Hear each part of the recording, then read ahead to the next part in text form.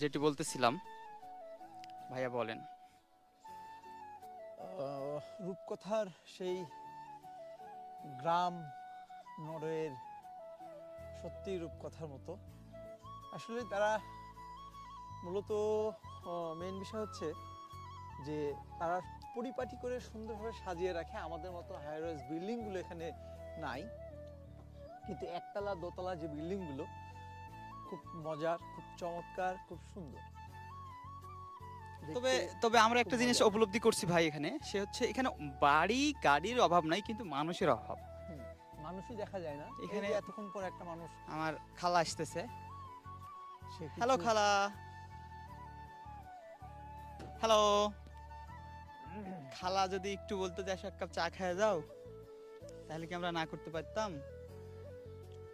So যেটা বলতেছিলাম, আমরা আজকে চলে যাব।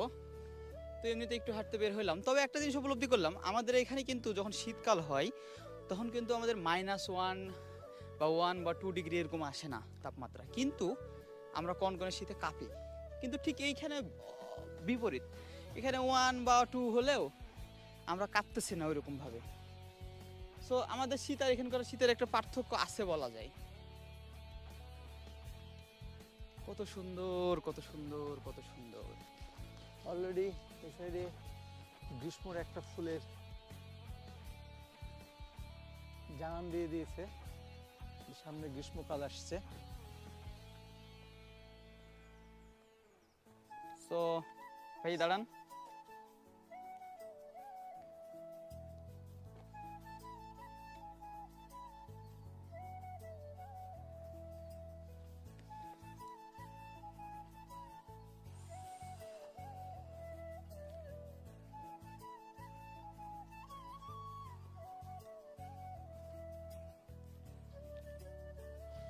আচ্ছা, আমরা আমরা এখন রূপকথার এই গ্রামটি একটু ড্রোনের মাধ্যমে একটু দেখতে চাই।